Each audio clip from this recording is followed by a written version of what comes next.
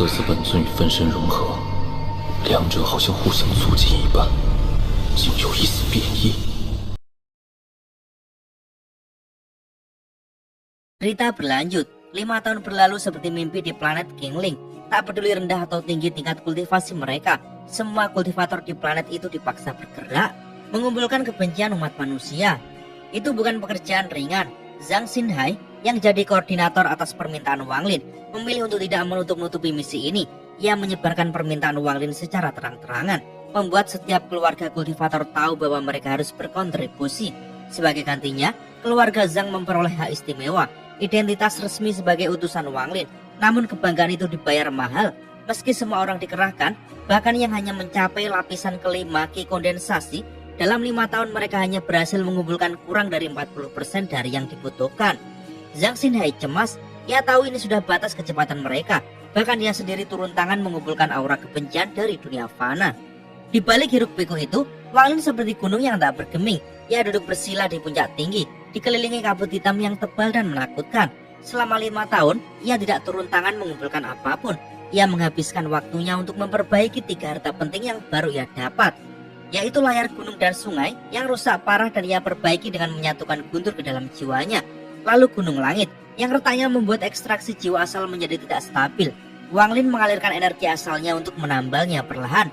Yang berikutnya yaitu mahkota merah biru milik Hongdi, yang setelah lama dipelajari pun tak kunjung ia pahami. Namun di sela-sela itu, ia juga menatap lama sebuah cambuk tua, yaitu cambuk jiwa. Dalam hal kecerdasan, kalah dari pedang surgawi. Dalam pertahanan, kalah dari bendera 1 miliar jiwa. Dalam kemampuan, kalah dari gunung langit atau kereta pembunuh dewa. Tapi ini, satu-satunya harta yang menampung aura langkah ketiga yang kulihat. Betapa anehnya. Aku belum bisa membentuk wujud sungai karma seperti di dunia bawah. Tapi setelah melihat jalan menuju langkah ketiga, aku mulai mengerti. Cambuk jiwa ini bisa membantuku menyingkat pemahaman tentang karma. Tanpa gentar, Wang Lin membuat keputusan. Ia memeluk cambuk itu di pangkuannya, memejamkan mata, dan mulai menanamkan bagian domainnya. Kabut di sekitar gunung menebal dan menjadi lebih mencekam. Musim berganti diam-diam, musim semi berlalu, musim gugur tiba. 3 tahun lagi berlalu, hingga genap 8 tahun Wang Lin tinggal di gunung itu. Selama 8 tahun ia tak pernah sekalipun turun, kecuali Zhang Xinhai. Tak ada kultivator yang pernah melihatnya langsung. Kabut hitam di sekeliling gunung jadi legenda menakutkan. Sekali saja beberapa kultivator bodoh mencoba menyerbu dan kabut itu menelan mereka hidup-hidup. Jerit kesakitan mereka menggema, jadi peringatan suram bagi semua orang yang mendengar. Manusia biasa lebih bijak, begitu melihat kabut hitam, mereka tahu itu tempat terkutuk. Yang tersesat masuk tadi Gunung Wang Lin. Bendera jiwanya membuat mereka pingsan, lalu memindahkan mereka ke pinggir wilayah. Di tengah keheningan mencekam itu, hanya satu suara yang mengganggu, Sulik Guo. Entah bagaimana ia berhasil melemahkan segel Wang Lin dalam tas penyimpanan. Meski belum bisa keluar, ia terus berteriak, menuntut dibebaskan, memaki, bahkan menawarkan diri menjadi tuan baru. Wang Lin mendiamkannya untuk sementara, tapi akhirnya ia tak tahan lagi. Keluar. Suara Wang Lin terdengar dingin saat ia menampar tasnya. Kabut hitam tumpah membentuk sosok Sulik Guo yang sombong. Lin kecil, kali ini aku sudah kuat. Aku tuanmu sekarang. Hahaha. Ia tertawa keras, lalu tubuhnya berubah menjadi pedang besar yang menyala dengan energi pedang kuno. Niat membunuhnya tajam, menembus udara langsung ke arah Wang Lin. Namun Wang Lin hanya menatap dingin. Cambuk jiwa di pangkuannya terangkat. Aura karma meluap dan membanjiri radius 1000 kaki. Segalanya terpisah dari dunia luar, seakan hukum surgawi tunduk pada hukum karma. Sulit Guo langsung gemetar. Wang Lin berkata pelan namun mengerikan. Sulit bagi apapun di dunia ini untuk lepas dari karma. Cambuk jiwa membentuk lingkaran bercahaya seperti pintu takdir yang terbuka. Pedang Sulik Guo tak berdaya tersedot ke dalamnya dan runtuh jadi kabut hitam. Efek karma adalah sumber semua sebab karma. Sulik Guo meraung, wajahnya muncul dalam kabut hitam penuh teror. Tuan, ampuni aku salah. Su kecil salah besar kali ini. Tolong beri kesempatan. Wang Lin menatapnya tanpa belas kasihan. Kau mendapat niat pedang kuno dariku, maka buahnya pun milikku. Kabut Sulik Guo terkikis lebih cepat. Ia menjerit ketakutan meratap pada karma, menuduh Wang Lin sebagai biang yang menjadikannya iblis. Wang Lin hanya menyungging senyum tipis. Itu karmamu, bukan karmaku. Dan dengan itu jeritan Sulik Guo pun memudar, dilahap lingkaran karma yang tak mengenal ampun. Setelah domain Wang Lin benar-benar meresap ke dalam cambuk itu, cambuk jiwa tak lagi memiliki wujud fisik. Ia menjadi bagian dari domain Wang Lin sendiri, tidak terlihat tapi bisa dirasakan. Suli Guo gemetar ketakutan. Wajahnya yang sebelumnya sombong ini pucat dan dia dengan cepat menyanjung. Mantra Tuan benar-benar mengerikan. Su kecil hanya ingin membantu Tuan berlatih. Kesetiaan Su kecil pada Tuan menjulang tinggi, tak pernah memikirkan pemberontakan. Wang Lin menatapnya datar.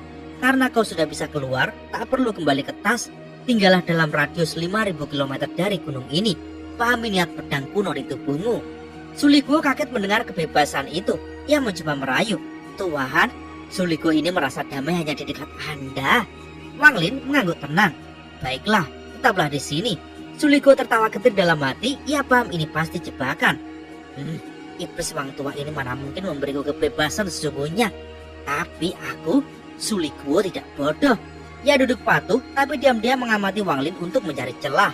Wang Lin mengabaikannya. Ia menampar tas penyimpanan. Segera muncul nyamuk raksasa yang langsung merebah nyaman di punggung kodok guntur. Kodok itu tampak pasrah, hanya menggembung malas lalu tertidur.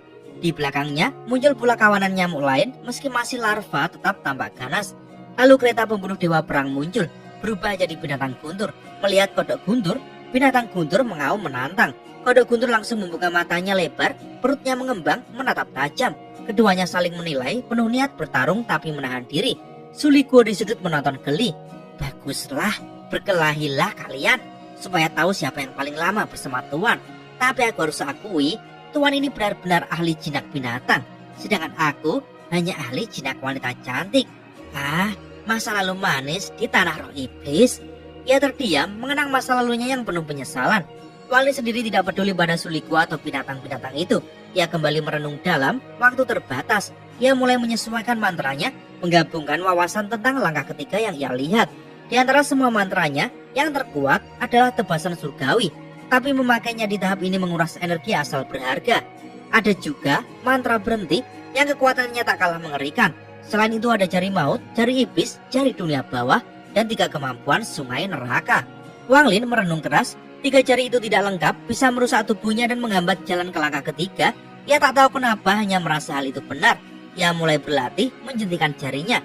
Mantra keluar satu demi satu, makin cepat, makin presisi, tapi ia merasa lelah cepat. Ia berhenti sebentar, menarik nafas, lalu mulai lagi. Waktu berjalan tanpa ampun, 2 tahun berlalu. Selama itu Wang Lin habiskan sebagian besar waktunya menyesuaikan mantra, tapi hasilnya belum memuaskan. Ia sadar ia terlalu terburu-buru. Namun ia tak menyerah, terus perlahan memperbaikinya. Jika ada kultivator langkah kedua yang melihat ini, mereka pasti terkejut. Wang Lin sebenarnya menyimpulkan kembali mantra surgawi, hal yang bahkan bagi para jenius seperti Olsir pun sulit. Di sela waktunya, kodok guntur dan binatang guntur saling bermusuhan, tapi tak bertarung. Kodok terlalu lemah, binatang guntur menganggapnya menjijikkan tapi berbahaya. Nyamuk-nyamuk kecil juga mulai penasaran pada binatang guntur, berusaha naik ke punggungnya seperti dulu pada kodok guntur. Tapi binatang guntur menolak mentah-mentah, membuat nyamuk-nyamuk makin penasaran. Suli Guo makin bosan. Ia menjaga jarak 1000 kaki dari Wang Lin seperti diperintah, tapi tak bisa keluar radius 5.000 km. Ia mencoba menjelajah, tapi daerah itu sepi, tak ada satupun manusia. Sekitar 1,5 tahun lalu, beberapa kultivator pernah masuk. Suli Guo menipu mereka masuk kabut hitam, menakuti mereka setengah mati lalu melepaskan mereka. Sejak itu tak ada yang berani mendekat. Hari itu Suli Guo bosan bukan main. Ia terbang di pinggir kabut, berharap ada korban baru. Tiba-tiba matanya bersinar senang. Akhirnya ada yang datang. Ia menatap kabut hitam dan berseru antusias. Di kejauhan muncul Zhang Xinhai, tampak tua dan lelah. Auranya dipenuhi kematian. Di sampingnya seorang pria paruh baya berwajah tegang, mengenakan jubah hitam, puncak tahap Nas Cancel. Ayah, apa kita harus masuk? Tanya si anak khawatir. Zhang Xinhai menghela napas berat. Kita tak punya pilihan. Umurku. Anak itu ragu. Tapi ayah, ku dengar senior itu lebih dari setahun lalu beberapa orang. Zhang Xinhai menatapnya tajam hingga anak itu diam. Suli Guo menahan tawa di kabut. Bagus, yang tua sekarat, yang muda enak buat mainan. Hahaha. Ia pura-pura batu. Siapa itu? Sebutkan nama. Zhang Xinhai berhenti 5.000 km dari gunung. Ia membungkuk hormat. Junior Zhang Xinhai datang membawa permintaan senior. Suli Guo menahan tawa jahatnya. Yang tua boleh masuk, aku antar kau ke tuanku. Zhang Xinhai ragu sejenak lalu melangkah ke kabut. Angin hitam membawanya ke puncak gunung. Ia melihat Wang Lin langsung membungkuk dalam. Senior, saya tidak mengecewakanmu. Saya sudah mengumpulkan semua aura kebencian planet Kingling. Ia mengeluarkan 1000 batu giok, menatanya di tanah. Wang Lin membuka mata. Aura kebencian menakutkan mengalir dari giok-giok itu, bagaikan badai yang siap menelan jiwa. Wang Lin mengangguk pelan. Bagus, anakmu akan menjadi utusanku di luar puncak Heng Yun. Ia mengeluarkan pil dan melemparkannya. Berikan padanya, kalau dia cukup berbakat mungkin bisa menembus formasi jiwa. Zhang Xinhe menahan haru, memeluk pil itu seperti harta karun. Terima kasih senior.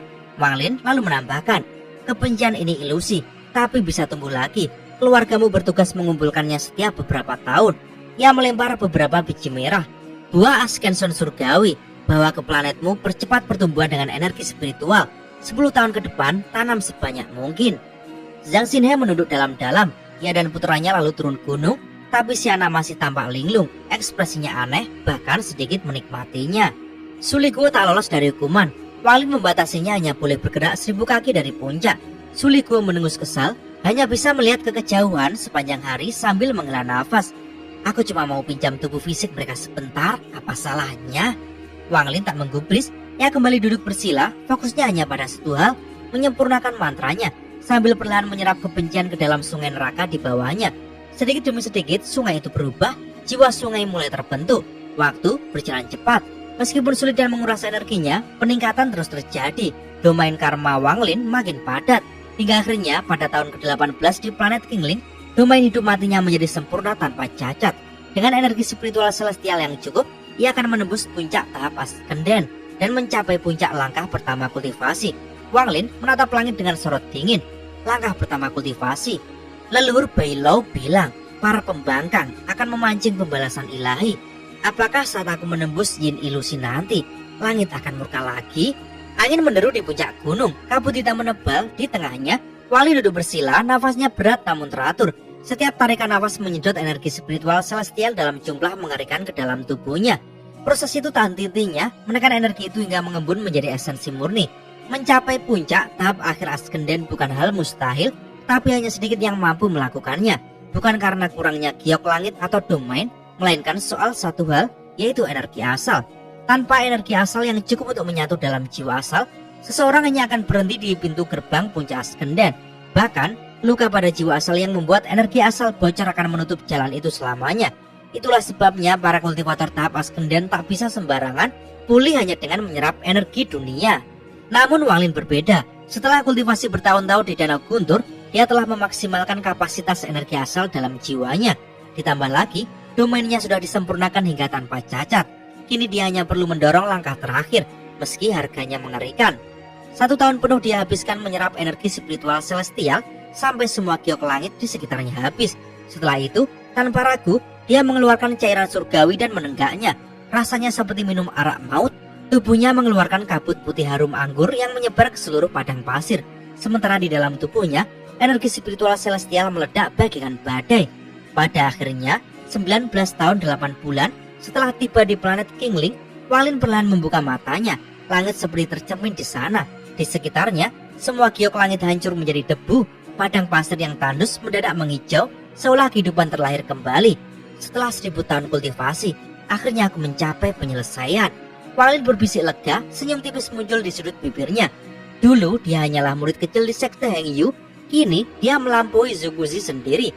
Sesuatu yang tak pernah dibayangkan siapapun di planet Vermilion. Tanpa berdiri, dia mengambil kuas langit emas dari tasnya. Tangan Wang Lin menari di udara.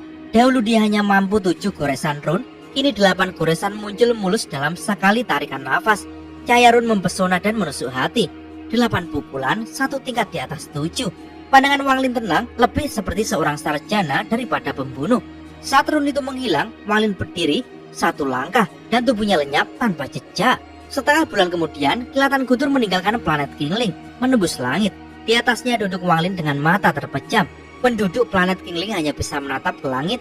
Di mata mereka ada hormat dan kelegaan. Tekanan menakutkan yang selama ini menindih mereka perlahan sirna saat Wang Lin pergi. Sebelum meninggalkan planet itu untuk terakhir kalinya, dia mengambil semua buah surgawi kenaikan yang telah dia tanam selama 10 tahun. Bersama dengan itu, jiwa sungai neraka di dalam tubuhnya juga semakin kuat, menyerap gelombang kebencian baru. Dia meninggalkan planet Qingling setelah 20 tahun. Tapi hatinya sudah menandai tempat itu sebagai guanya. Tempat dia akan kembali setelah mendapatkan tungku guntur. Karena tanpa tungku itu, masuk ke alam guntur surgawi hanyalah mimpi. Sayangnya di sistem bintang All Heaven, tungku guntur tidak berserakan sembarangan. Semua dikendalikan oleh kuil guntur surgawi dan dibagikan dalam jumlah terbatas ke keluarga-keluarga terpilih. Sekarang hanya tersisa 3 bulan sebelum alam guntur surgawi dibuka.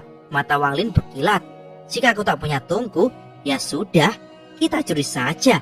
Dia menepuk lembut kepala binatang guntur di bawahnya. Binatang itu meraung pelan seperti kucing raksasa yang dimanja.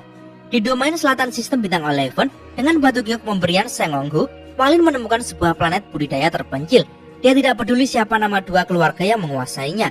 Yang penting, tiap kali alam guntur dibuka, kedua keluarga ini hanya dapat 1 atau 2 tunggu, dan tidak satu pun memiliki kultivator yang melebihi tahap akhir Askenden. Wang Lin menunggu di luar angkasa. Waktu berlalu tenang sampai 1 bulan sebelum alam itu dibuka. Lebih dari 10 cahaya bagikan meteor melesat ke arahnya. Di depan rombongan itu, seorang lelaki tua berambut perak dengan aura tahap yin ilusi menatap Wang Lin tajam. Mengapa tuan utusan ini datang ke planet Zengtan? Wang Lin membuka mata, suaranya datar. Kalian baru saja memetik tunggu guntur? Ekspresi orang tua itu berubah. Itu benar. Apa yang tuan butuhkan? Wang Lin lalu menjawab, aku butuh tunggu guntur. Orang tua itu tertawa tipis, arogansi melintas di matanya. Aku mendengar desas-desus tentang penipu yang menyamar jadi utusan guntur surgawi. Rupanya itu kamu. Dia mencecar Wang Lin, mencurigainya bukan utusan resmi. Wang Lin tak membantah, tubuhnya diam. Bayangan di belakangnya bergeser, penjaga surga muncul. Dengan 1 langkah, boneka raksasa itu menghantam maju. Orang tua itu kaget, langsung memanggil perisai api. Tapi boneka Wang Lin terlalu kuat. Pukulan keras meretakkan dan menghancurkan perisai itu. Orang tua itu terlempar mundur dengan wajah pucat. Aku hanya ingin tunggu guntur. Wang Lin menatapnya datar. Orang tua itu ragu, kalau Wang Lin sudah yin ilusi, dia pasti langsung memberikannya. Tapi Wang Lin hanya Askenden. Memberikan tunggu begitu saja akan mempermalukan keluarga mereka. Wang Lin tak sabar, dia menepuk tas penyimpanan. Batu gunung muncul dan membesar, memancarkan aura langit kuno. Dengan telapak tangan, Wang Lin membentuk kabut pekat, mantra ekstraksi jiwa. Orang tua itu pucat ketakutan.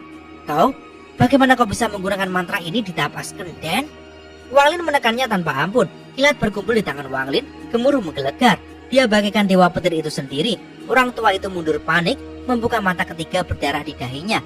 Lampu merah memancar ganas, menghancurkan sebagian serangan Wang Lin. Tapi energi asalnya tak cukup stabil. Mata ketiga itu hanya bertahan 3 tarikan nafas sebelum runtuh. Wang Lin tak berhenti, petir di tangannya menembus pertahanan lawan. Orang tua itu akhirnya mengeluarkan sebuah benda dari tasnya dengan raut putus asa. Wang Lin meraihnya, itu tunggu guntur. Bagus, gumamnya dingin. Tapi sebelum pergi, Wang Lin menatap tajam. Mantra mata ketigamu barusan, mau kau tukarkan padaku? Pria tua itu mundur beberapa langkah, nafasnya dingin, sorot matanya masih penuh perhitungan. Aku baru melangkah ke tahap yin ilusi 2 tahun lalu. Kalau aku punya beberapa tahun lagi, tak peduli berapa banyak harta yang kau bawa, kau tetap tak akan mampu menandingi lelaki tua ini. Namun Wang Lin tetap tenang, dia mengangkat tangan dan kabut hitam kelam menyapu angkasa, menyebar ke arah planet budidaya. Dalam sekejap, tanaman di dataran luas mengering dan mati. Vegetasi yang subur layu jadi abu, lalu berubah jadi untaian vitalitas yang berterbangan. Semuanya mengalir menuju tubuh Wang Lin. Mantra ini, Wang Lin menatap pria tua itu. Namanya Jari Kematian. Pria tua itu mencibir. Kalau aku belum mencapai yin ilusi, mungkin aku akan tertarik. Tapi sekarang tidak ada nilainya. Namun dalam hatinya dia gemetar, bukan karena kekuatan menyerangnya, melainkan kemampuannya menyerap vitalitas hidup. Wang Lin tak berhenti. Kali ini aura hitam seperti peluru iblis terbang dari jarinya. Ia berhenti di depan orang tua itu, bergetar pelan, membawa hawa jahat yang menyelinap ke kulit. Mantra kedua, Jari Iblis. Ia mengubah energi spiritual menjadi kekuatan iblis. Bila digunakan bersama Jari Kematian, hasilnya jauh lebih dahsyat. Orang tua itu diam, tangannya terulur dan menjepit aura itu. Dia memindahnya dengan akal ilahi. Aura ini, kau dari planet Dongling ya? Rumor bilang mereka memang ahli dalam mantra setan, tapi tetap saja masih belum cukup. Wang Lin merenung sejenak. Jika 2 mantra itu tak menggugahnya, maka sekarang giliran jurus pamungkas. Mantra terakhir ini adalah warisan dari seorang senior Nirvana Shatterer. Kalau masih kau anggap tak berharga, anggap saja pembicaraan ini selesai. Dia menggerakkan pikirannya.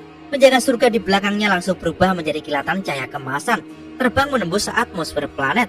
Tak lama, boneka itu kembali menyeret seekor binatang buas berduri, penuh darah, masih mencengkeram lengan manusia di mulutnya. Tanpa berkata, 2 jari Wang Lin membentuk bentuk pedang.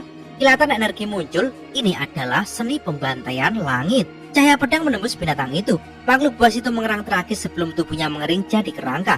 Kabut abu-abu keluar dari bangkainya membungkus jari Wang Lin. Dengan satu centikan, kabut itu berubah menjadi segel kehidupan lalu melesat menuju pria tua itu. Mantra ini seni pembantaian surgawi. Ini adalah teknik pengumpulan vitalitas lewat pembantaian. Semakin banyak segel hidup yang terkumpul, semakin kuat pertahanannya. Guru saya berkata, jika seseorang memiliki 1 triliun segel hidup, bahkan jika planet runtuh, ia akan tetap hidup dan utuh. Untuk pertama kalinya, mata pria tua itu bergetar. Dia memindai segel itu dengan teliti. Di matanya jelas bahwa ini bukan mantra biasa, ini harga berharga. Namun, mata ketiganya bukan sembarang mantra, itu adalah warisan keluarga diperoleh secara misterius oleh leluhurnya. Bahkan dia sendiri adalah satu-satunya yang berhasil mempelajarinya. Jika ini sistem bintang aliansi, mereka sudah lama kehilangan hak atasnya. Tapi di All Heaven, kekuatan keluarga adalah hukum. Wang Lin dia menunggu, namun setelah sekian lama, pria tua itu masih ragu. Akhirnya, Wang Lin melambaikan jubahnya dan menaiki binatang guntur. Kalau begitu, lupakan saja. Binatang guntur meraung berubah menjadi kilatan guntur, menjauh. Penjaga surga mengikutinya. Segel kehidupan di tangan pria tua itu hancur jadi abu, tapi di dalam hatinya bergelora perasaan kehilangan. Seolah sesuatu yang seharusnya jadi miliknya baru saja dicuri. Dia mengepalkan gigi dan berteriak, "Rekan kultivator, tunggu! Aku setuju. Aku akan menukar mantra mata ketiga dengan 3 mantramu." Wang Lin menghentikan binatang guntur. Binatang itu berhenti di udara, mengembuskan petir dari hidungnya, menatap pria tua itu dengan penuh penghinaan. "Baik, tapi dengan satu syarat, jangan sebarkan pada siapapun," tegas pria tua itu. Wang Lin mengangguk. Tanpa basa-basi, dia menulis 3 mantra ke dalam batu giok dan melemparkannya. Sebagai balasan, pria tua itu juga melemparkan batu giok yang berisi rahasia mata ketiga. Namun diam-diam, ia mengubah sedikit isinya, menyisipkan jebakan kecil. Sayangnya, Wang Lin bukan orang bodoh. Sekilas saja, dia langsung mengetahui rekayasa itu. Tapi dia hanya tersenyum tipis dan tidak berkata apa-apa. "Rekan kultivator," katanya dengan tenang, "jangan mengolah lebih dari 100.000 untaian energi pembantaian, atau akan berbahaya." Setelah itu, dia menghilang dalam sambaran petir, meninggalkan pria tua itu terpaku. Pria itu memandangi batu giok dan mendesah, lalu segera kembali untuk berkultivasi sebelum alam guntur terbuka.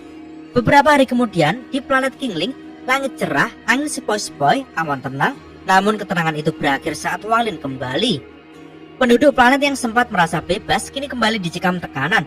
Radius 5.000 km dari puncak Hengyun kembali jadi wilayah terlarang. Tak satu pun berani melangkah masuk. Di puncak, Wang Lin berdiri, menatap tunggu guntur di tangannya. Petir berkeliaran di permukaannya, kadang menimbulkan celah merah sama di antara alisnya. Cahaya aneh dari mata ketiga yang mulai terbentuk. Wajahnya tak lagi seperti manusia biasa. Di balik ketenangan itu, ada aura gelap dan janggal, seperti dewa dan iblis yang bersatu. Tiba-tiba, langit yang biru menjadi kelam, awan badai muncul entah dari mana, menutupi langit. Guntur bergemuruh, dan kilatan besar menyambar dari langit langsung ke arah Wang Lin. Tunggu guntur di tangannya bergetar. "Ini guntur surgawi," Wang Lin bergumam. "Jika sambaran ini menghantam tungku, aku akan dibawa menuju alam guntur surgawi." Namun tepat saat kilat itu menyambar, Wang Lin menarik tunggu guntur ke belakang. Senyum aneh muncul di wajahnya. Langkah berikutnya akan jadi sesuatu yang belum pernah terjadi dalam sejarah pembukaan alam guntur surgawi. Langit menggelap, guntur mengkilat, dan di puncak gunung berdiri satu sosok yang siap membuka jalur baru, jalur tanpa izin, jalur miliknya sendiri ke dalam alam guntur surgawi. Dan cerita pun bersambung.